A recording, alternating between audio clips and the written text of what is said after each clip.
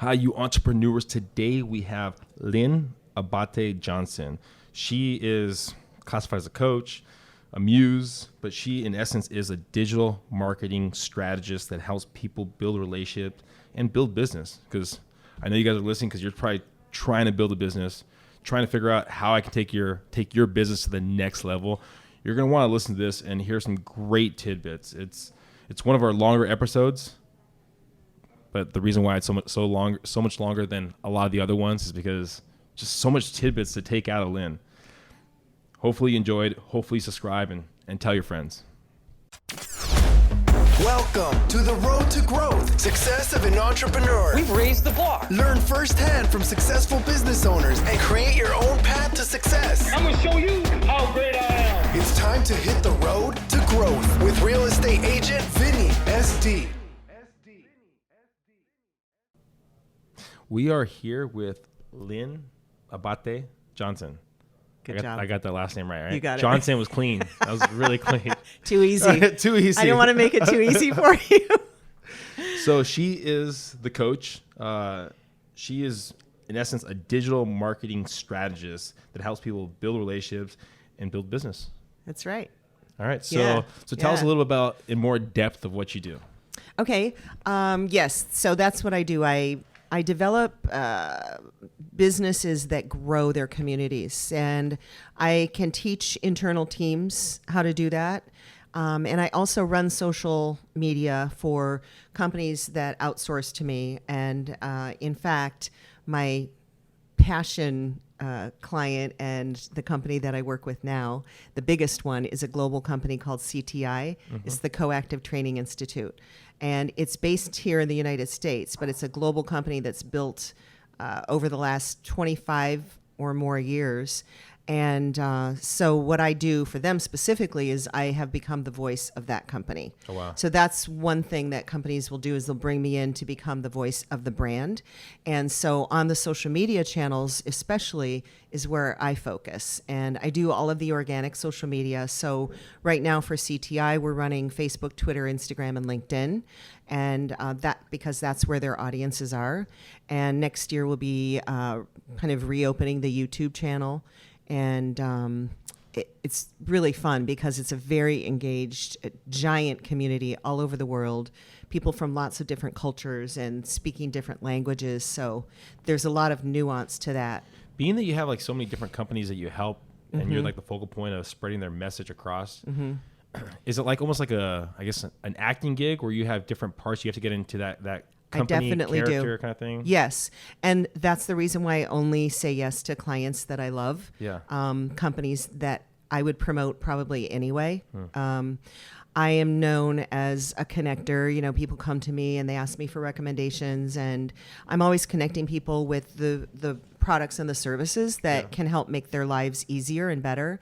And so in the realm of what I do as an online community director, I have to get into the mindset and really, and it's something that I don't take lightly because, you know, they trust me to be their voice. Yeah. And, you know, we've all heard the horror stories of companies that have the wrong people in place doing that. Yeah. And they'll go off on a customer in public, online, on Twitter or Facebook, and it's just not nice. Yeah. And it gets messy. And then they have to kind of do damage control, and then it becomes a PR problem, right? So I would say if I were giving advice to somebody like me, and there are a lot of people coming up in the community manager industry, I would say, you know, you have to really vet your clients and also vet their audiences and know who you're talking to and make sure that you really love them. Like you would want to promote them anyway.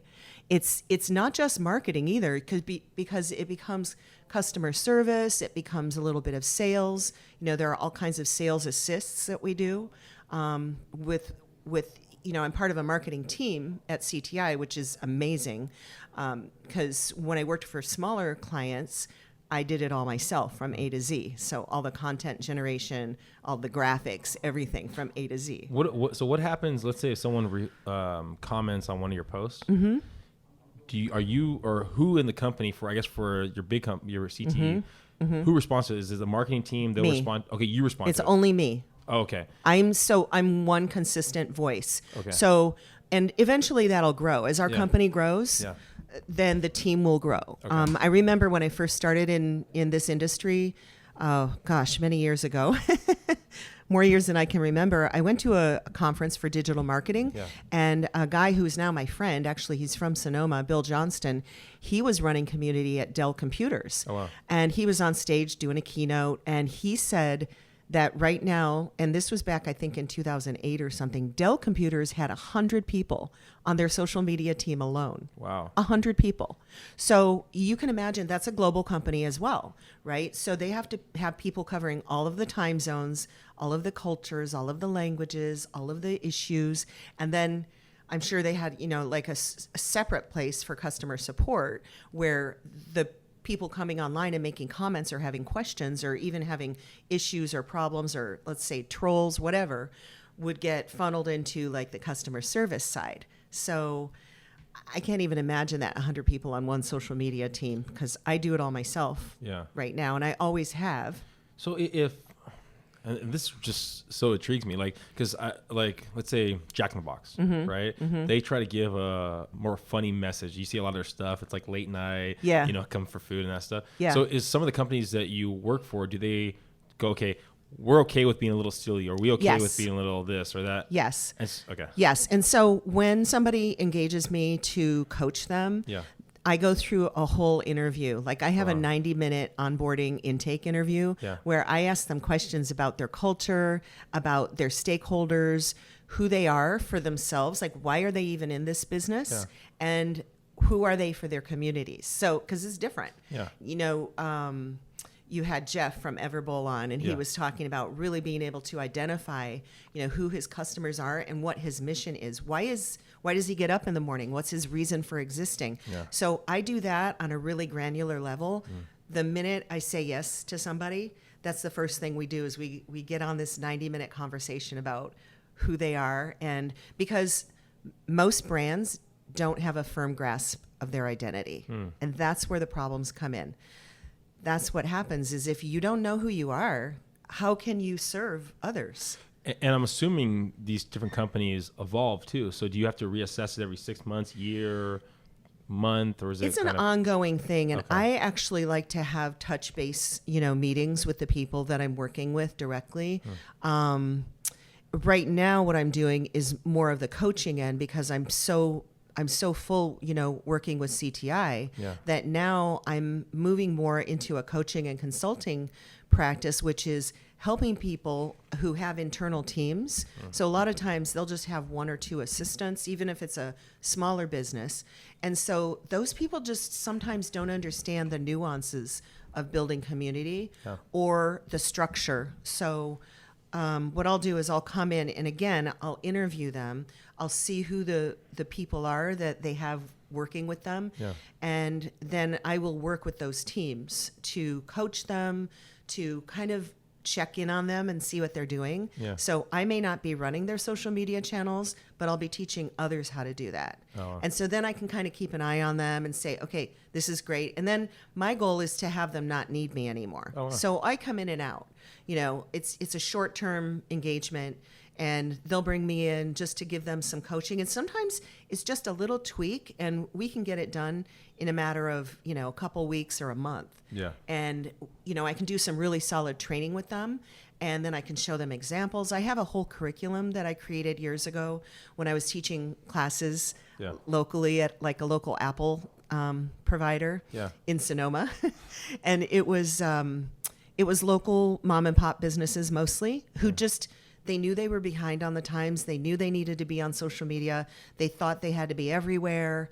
They were referred to me because people were saying, go to Lynn. She's, the social media expert or guru, which I hate those terms, but, that's how people view me. And so they would refer people to me like that. And I said, you know what, let's do some classes.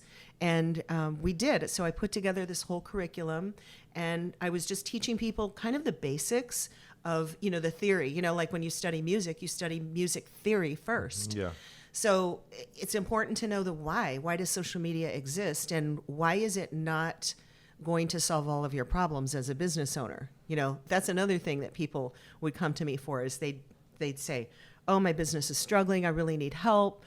I need to be on Facebook. And, and I'd say, why? Why do you think that? Who's telling you that you have to be on social media? Because maybe you don't. And maybe you need to get your business structure in place. Maybe I had one guy that was a restaurant owner, and he literally admitted to me that he had an anger management problem. Oh, wow. And that his front of the house was not organized at all because his servers didn't even know what the specials were when they came into work each day. There was nobody to teach them, to coach them, to give them a little pep talk about, hey guys, this is what's fresh today, and here's what we want you to promote to the customers. So this restaurant owner was an amazing chef, but he sucked at business and running his front end. So I said, you're not ready for me yet. Fix your front end first. Make sure that you have your infrastructure really dialed in so that even if we do send you more business through this one thing called social media, you're prepared to serve those customers in a really great way and keep them coming back. That's powerful. Like, just hearing you talk about the idea, you turned away business, at least pushing business off for a later time frame because they weren't ready for you. Yeah. Some people would be like, okay, we'll just find a way to take your money right now. And then the other avenue of actually allowing them the opportunity to grow. So one time they're going to actually grow bigger than you, that they don't need you or they can do it on their own. Yeah. Like both those things right there, usually in this day and age, people are not willing to do that. Yeah. So it's great. I have an abundance mentality. So that means that I used to have a scarcity. And I used to have a slogan that said, "There's enough for everyone." Yeah. Right. Get your slice. And but that was then because I really needed to remind myself too that there's plenty for everybody. Yeah. And in my industry, one of the things that I would like to do down the road is teach other people like me who are coming up that don't know about how to run a business around this. Yeah. How do you run a business around building community for brands? Yeah. Well, I've done it, and I did it the hard way, and I learned to not grab onto every. I was hungry when I was younger. I was super hungry, and I needed the money, and I wanted every gig that I could get. And so I did say yes to some business owners that did not have it together and that ended up, I couldn't help them. I tried, and I'm kind of a people pleaser, and I wanted to help everybody, and I'm kind of a mama bear, so I like to nurture people and help them be successful. But, I had to realize you can't do that. It can be hard sometimes. I know, especially in the real estate field, I see a lot of people that I talk to, other agents, and that scarcity mindset is so out there that once you can switch it over to the abundance mindset, it just changes the way you talk to people. Yes, it's amazing, and for me, it's been invaluable to have. Like the CMX Hub. This is an organization that's grown over many years of doing conferences and mentoring people who are wanting to get into the community manager industry. And it is the future. And it doesn't really matter what the social media channels decide to do. That never is going to matter. They're going to change. They're going to morph. They're going to grow. They're going to sell to somebody else, right? And it doesn't matter because community is community. People are people. If we treat people like human beings and grow relationships, rather than, we focus on growing the relationships before the business grows, right? So that's how it always was. And in the olden days, the barbers used to be out on the street corners, right? And they'd stand out there if they didn't have a customer, and they'd be shaking hands and saying, "Hey, what's up, Charlie?" And meeting the neighborhood people. And they grew that, what we call kind of know, like, and trust factor. They grew that organically. We can always do that. It doesn't matter what the tools are. And I always say to people, use the tools. Don't let the tools use you because there's too much. Yeah. And for me, I like shiny objects. I like when there's a new app. I'm all about it. You should see my phone with all the apps I have. But really, it comes back to basics of what tools can I use to help me have conversations with people that are going to make a difference for not only those people and make life easier for them, but also for the businesses that I represent. And so I can translate that easily to other, it doesn't matter what business I'm working with. Yeah. I can translate that easily, and I can train these teams to do a better job of listening. Social listening is a huge thing, and it's so overlooked. Well, usually, not usually, but there's a lot of individuals that they'll hear a word that you're saying and they're already thinking of the response instead of actually soaking in the whole conversation that you're having. Yes. And then come with something. Right. But they want to feel like, okay, I can be on your same level. Right. And so it's funny because when you're looking at your phone or you're looking at your, like, let's say Facebook, for example, or even Twitter, which is a little bit more difficult because you only have 280 characters. Yeah. And as a recovering English major, and also I majored in psychology and English in college, I know I've gotten really lazy with the 280 on Twitter. You know, abbreviating and not punctuating correctly, but things can get misunderstood, right? And so not only is the listening critical, but it's also the speaking into others listening. Yeah. Like, what are they really saying here? Because a lot of times you lose in the translation. Yeah, text messages, Twitter. It's so hard. It's like you'll think you're saying something of positive, and the way they're perceiving it is a negative mindset. So sometimes even after I send a text, I go, should I call them up and just make sure we're on the same page? I here? know. I tend to be very direct and to the point. Yeah. And that can come off sometimes as being terse. Yeah. On, like, in writing online. Yeah. So I make a practice to not ever go there. Like, in my relationship building online with customers who they don't know me and I don't know them. And they definitely, when I'm representing a company like CTI, I'm never going to go there. And, you know, I follow rules for myself, like rules of my business, rules of engagement. You know, I don't talk politics. I don't talk religion. I don't get into kind of, you know, down in the gutter kind of, if people come on, you know, the more popular a business gets and the more notoriety and the more celebrity they take on, the more trolls they're going to have and the more haters. And so there's actually a book by Jay Baer called Hug Your Haters. I don't know if you've heard of it, but it's amazing. And so that's what I do. I like to just love on people, even if they might be having a bad day, you know, so I always assume the best. And that's what I would say to other people too. Well, one thing that I tell people, I tell agents, because and so I would do a little coaching, and one thing that's, if you can think about this every time you're talking to someone, you're not as important as you think you are, because they might be having a bad day. You don't know what's going on in their life. Yep. And just because they yelled at you today doesn't mean they're going to yell at you tomorrow or the next day. That's a really good point. It reminds me of, did you ever hear of Zig Ziglar? Yeah. Okay. So I came up on Zig Ziglar, and he, you know, before he died, he was, you know, speaking, and I would go to different, you know, training events with him. One of the things he said, and I loved his books. In fact, I just gave his book, See You at the Top, to my niece, who just got into business for herself, and she's in a sales business. Yeah. But he said, you know, and his was before digital marketing, but he would say, when you're looking at a person, you know, just say, I love you in your head. Like, they could say anything, and if you have that thought, I love you, it's going to impact how you relate to them. You can do the same thing online. It's no different. It's a little bit more difficult to look them in the eye because you can't physically, but it really is the same thing. Like my friend and also my business coach, Brian Kramer, you know, he coined the phrase human to human. There's no longer B2B or B2C.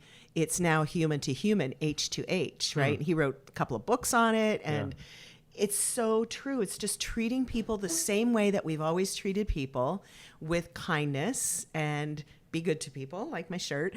And it's really important to, you know, see people as human beings with all kinds of, you know, we all have issues in our tissues, right? And sometimes we show up at our best, and sometimes we show up not at our best. And so I think a lot of times, you know, everyday people get behind the keyboard and they get what they call keyboard courage. And if they're having a crappy day, they're going to let it out somehow, some way. Sometimes it's just because I think how Tony Robbins says it, he says that we're all fighting for something in this world. And one of the things that we fight for is the idea to feel like we have power, right? And so the idea, some people get power by building their business. Other people, you can pull a gun on someone, you feel they have some power right there.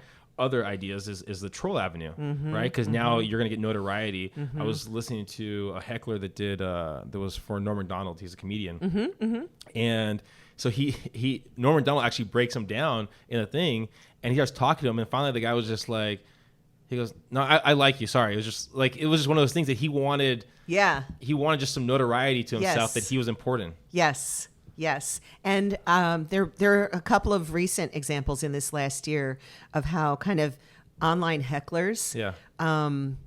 There was this one. Who's the comedian? Sarah, dark hair. I cannot remember. Silverman? Yes, okay. Sarah Silverman. Yeah. I think it was her, and she totally turned it around on Twitter. Some troll was like, she's fairly good on that. I'll see some of her stuff. Yeah, and so I love those stories because you can actually turn people around. Sometimes you can't. I mean, a lot of times you can't. But if you have that sensibility, like, I love people, I love humanity. Like, I'm not going to let somebody else trigger me. And, it takes a lot. It takes, like I said at the beginning, it not only takes awareness for a business to be successful of their own identity, but for those of us who are building communities online. Well, one of the same thing. There was something that an individual told me, and they go, if someone yells at you or does you wrong, you can just tell yourself they were doing the best they could with the tools they had at the time. I mean, that's really the extent of it. So it's like, why get angry at them? They were doing the best they could. That's right. With the tools they had. Like, so you can't get mad at them for that. That's right. And so just be happy, because if you take on that anger, take on that whatever that animosity, all it's going to do is affect your day, affect your week, affect your month. And and it's not to say that we're not going to get triggered and that we're not going to act out. One of the things I love about being involved with the CoActive Training Institute is, I get to take courses that are amazing and extraordinary, so different, and they're based on leadership. They have a specific leadership model, and it's 5 dimensions of leadership. So it's no longer the top-down leadership, and coaching the same way. So it's really interesting to be able to learn skills and tools. I guess it's more like tools, but they're inner tools about how to identify when we get triggered and how to kind of either turn it around or let it be. Like, let it flow. And, we talk a lot about that inner voice, that saboteur, right? Who's saying, you're not good enough. You're never going to make it. Maybe we were raised that way. Luckily I wasn't raised that way, but a lot of people were. And so they're already coming into a business thinking they're not going to make it, thinking they're going to fail. And so they act out based on that belief. Have you heard of Dr. Joe Dispenza? I think I have, yeah. He's he used to be a chiropractor in La Jolla, and then he became almost like a mind coach, I guess. I don't know what his actual title is. Okay. But he goes basically by the age of 35, we're a computer program. Oh, yeah. And so you're talking about your childhood, everything like that. Anything that happens, you get triggered and going, okay, this is why I'm doing X, Y, and Z. Yes. And so, I totally agree. We've gone on to so much information right here, but I really have to get into, because I'm so curious, because I think the way you look at things has a correlation to you starting work for your family business at 9 years old. Yeah, I was 9. Child labor right there. I know. Because you've been around people, customer service. So I think that has a strong correlation to what you do. It does. When I started out as a kid, I was waiting on customers. I was born in Detroit, and I was raised in Los Angeles for my first 10 years, and then we moved back to Michigan. And then I spent another 10 years in Michigan, and so I was like 9.5, and they put me to work right away at the family business. That's awesome. And it was roller skating rinks, of all things. So did you ever go to a roller skating rink? So I literally was doing everything there was to do. And that's why I'm also a business consultant, because I have really firm belief in that the business has to be built holistically and with a strong foundation. So I tell my nieces and nephews now, if they're in college and some of them are struggling, trying to figure out what they're going to do, what direction they have.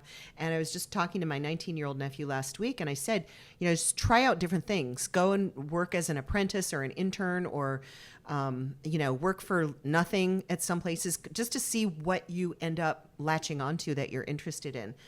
I was, scrubbing toilets, waiting on customers at the snack bar. I was playing records as a DJ for all the skaters. I was doing everything that the business needed have done, except I wasn't handling the money, taking the money to the bank, but I was handling cash. So I learned how to count cash at an early age, which 9 years old. is 9 years old. And, you know, my relatives, my grandparents and my parents trusted us as kids to handle the money and to handle the customers. And it was an amazing experience. And so I went on, like, in high school, then, you know, we built another business, another brand new roller rink. And I was literally running that rink in high school and college, which for me, it was great because I'm a firstborn of 5 kids. So I'm uber responsible anyway. I guess it's just genetic. But I liked having the responsibility, and I would hire and fire employees. And was there ever a time that you were saying, oh my gosh, I just want to be a kid? No, there wasn't a time I wanted to be a kid, but there was, because that was such a service business. We were open nights and weekends and holidays. Yeah. So eventually when I got into college, I was just thinking to myself, I can't do this anymore. Like, it was just my whole life. Yeah. And I didn't even really want to go to school, because I just wanted to be running the business and making money. Yeah. And I knew I was good at it. I was kind of a natural leader. So yeah, I liked having the responsibility. And also people responded, you know, when you're confident, even if you're not confident, but you're kind of showing confidence and you're trying to lead people, they respond to that. And so I would just have fun. You know, I was a kid, and all of my friends would come and hang out. So I didn't really miss a childhood because a roller skating rink, all your friends are there. You were the center of attention already. Well, and people would say, you know, in junior high and high school, her dad owns the rink, you know, and I'd be like, shut up. I don't want to be known that way. Yeah. But to me, it was a job, you know, and so, it was really fun. And it was, but by the time I got into college, I was tired, and I wanted my nights and weekends and holidays. And I was in school, and I was learning more about, like, economics and more about psychology. And I was actually majoring also in computer science, which I had no idea that to this day, you know, my English, computer science, and psychology studies would inform what I'm doing for, you know, building communities online. And it all comes into play. So it's really amazing how you can start out as a kid, you know, being brought up in business and getting used to being in business. And then you can end up kind of making choices that had to do with what you were doing back then, but in a different way. Yeah. Right. That's so when you got out of college, right, did you ever think about later on in life getting back to the rinks? No. No? No. Okay. No. Right. No. I don't even want to go to Michigan. I'm a California girl. I moved back here in, I think, the late 80s. And, you know, my sister and I moved out here together with our boyfriends, and we moved to Northern California. So, no, I love what I do. And actually, everything I've done in this last, 10 or 20 years has brought me to this point. Yeah. So I've made tons of mistakes, and that's why I have a heart for teaching people. So you're saying it's not easy? No, it's not easy. Well, can you tell us a little about, like, the mistakes that you've gone through? Yeah.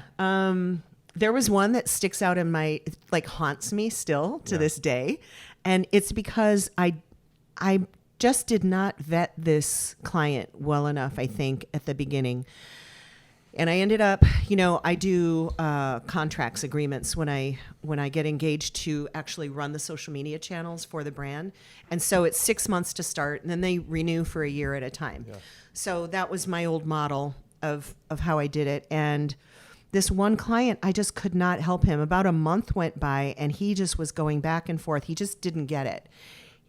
You know, he had the wrong idea of what social media was about and what it could do for him. And as much as I tried to explain it, like I said before, speaking into his listening, I was just failing all over the place. I was so inadequate in that. And so I eventually just, you know, got kind of contentious. Like every time I would get an email from him, it would be like him questioning me about something that I thought I had already explained to him.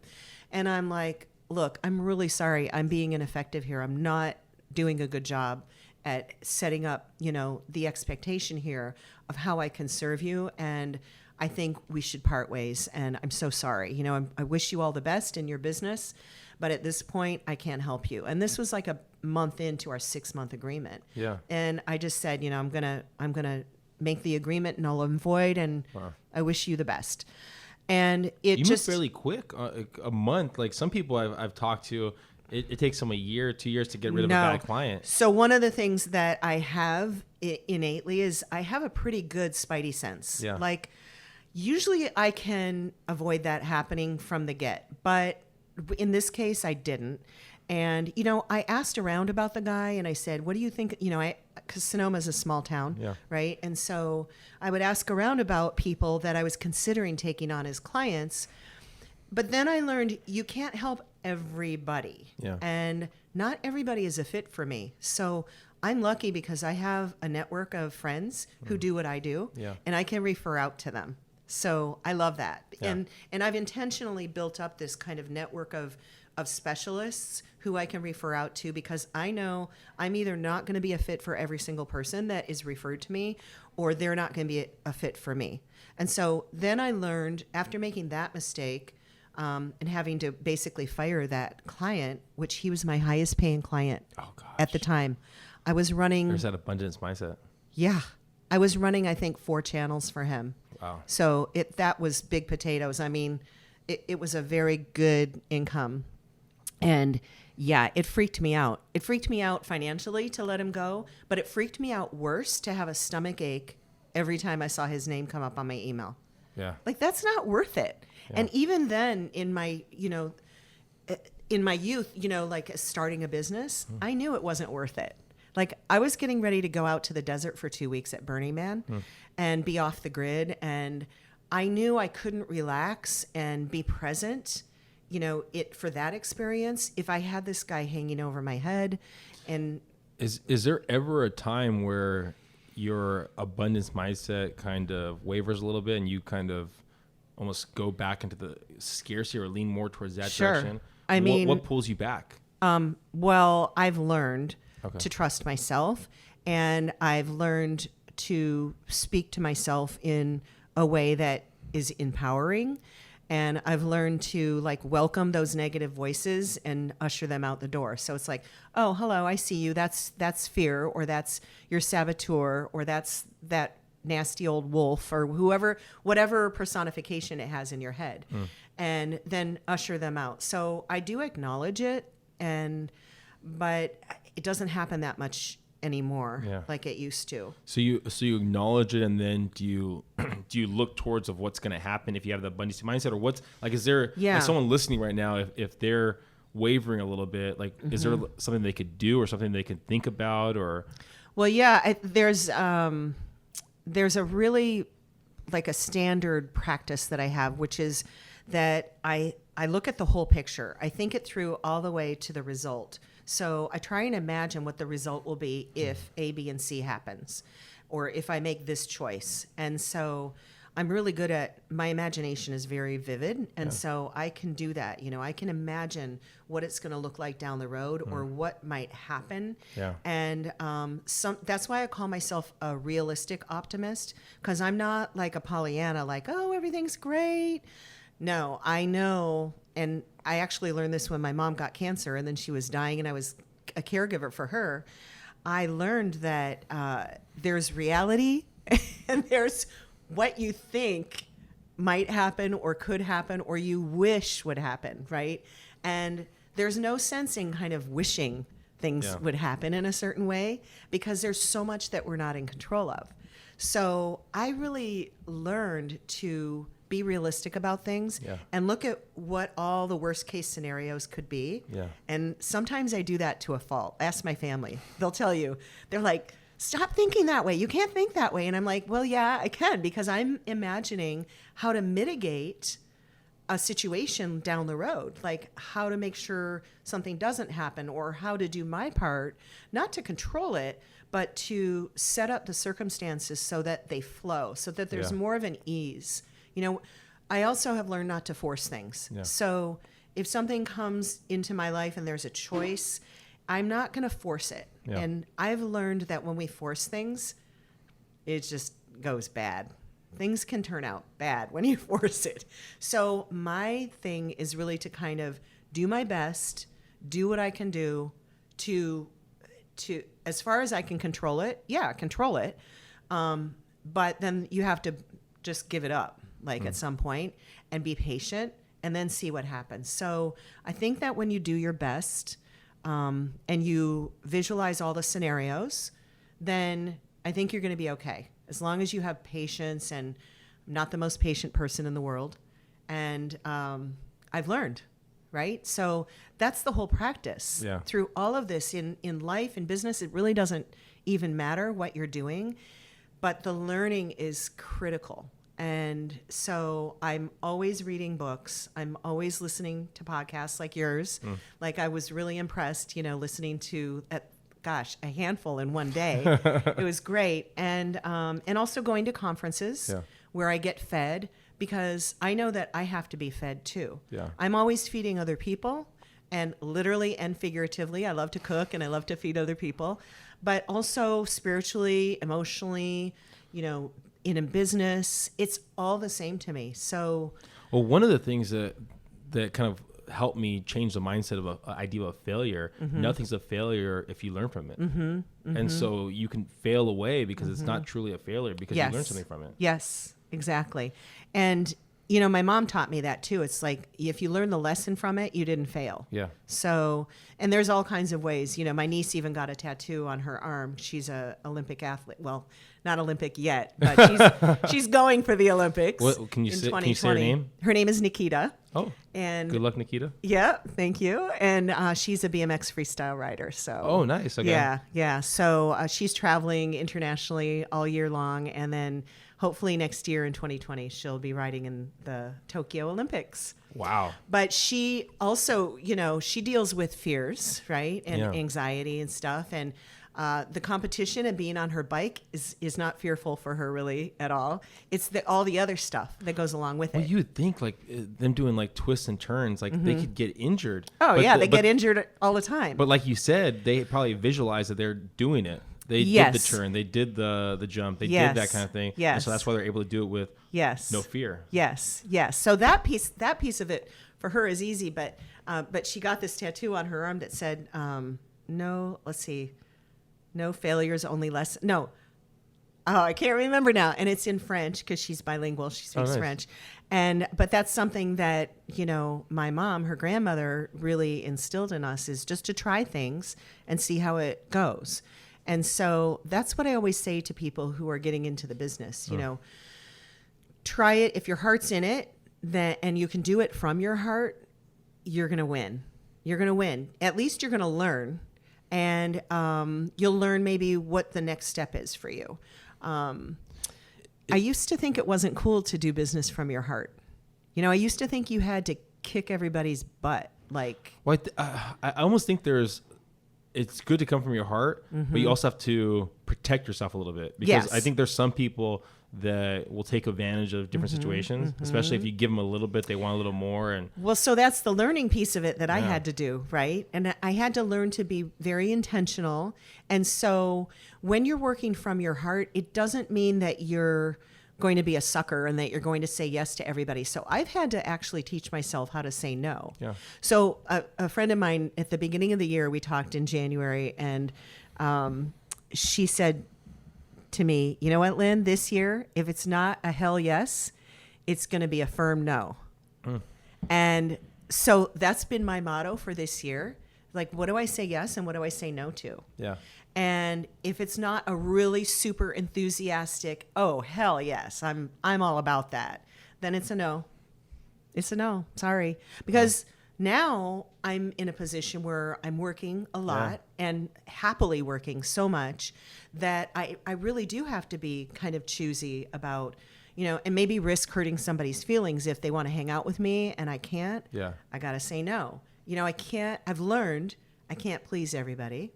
Can't make everybody happy. Some people aren't going to like me. Oh, well.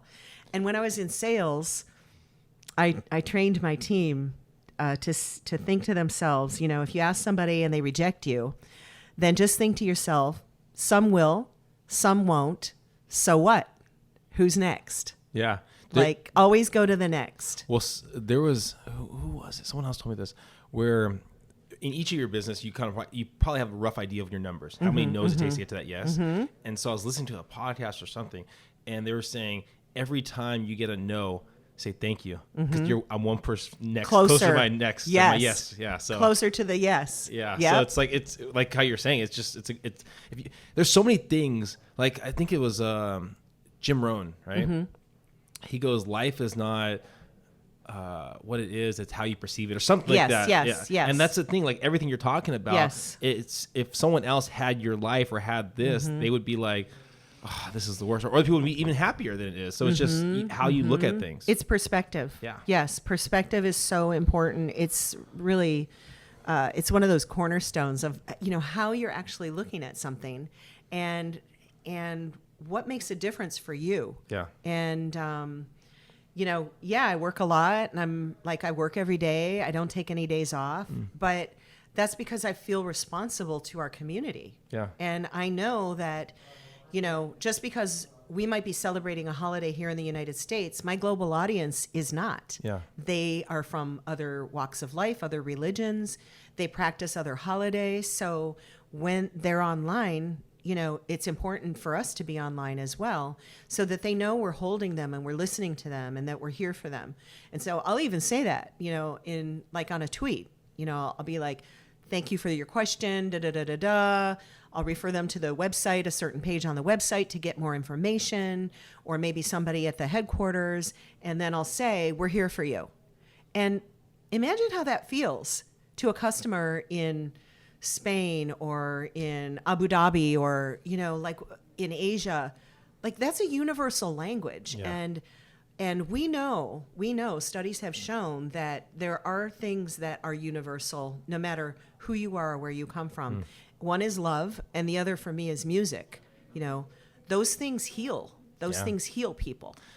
I had a guy, Bill, I can't say his last name, but I had him on, and he teaches people how to use music to elicit those emotions. Oh, wow. And so, but it is powerful. Like there's songs that I have that I listen to, Yeah. and I start thinking about basically childhood or this person or Yeah. whatever it might be. And so Yeah. I totally agree with you. So Yeah. what's next for you and your company? Well, I'm doing digital business assessments. So I'm helping business owners figure out where they are. Like, where exactly am I right now? What does my online reputation look like? And I am the voice of the consumer. So I can come in as a fresh set of eyes, and I can evaluate and assess their social media presence and also their online presence. So their website, even email signatures and things like that. Who are you showing up as? What do you look like to just everyday person? Yeah. So I'm that everyday person, but I'm trained, Yeah. right? And I know what it takes to build a business from the ground up. Yeah. So that's the first thing. I really like to do those digital business assessments. And then, companies are bringing me in to coach their teams, Yeah.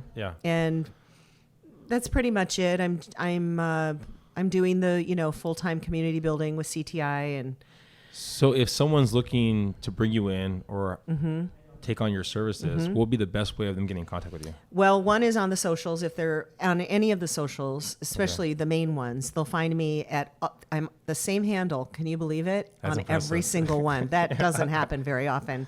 And that's LAJBIZ for Okay. biz. So Lynn Abaté-Johnson biz. So LAJBIZ. So Facebook, Twitter, Instagram, LinkedIn.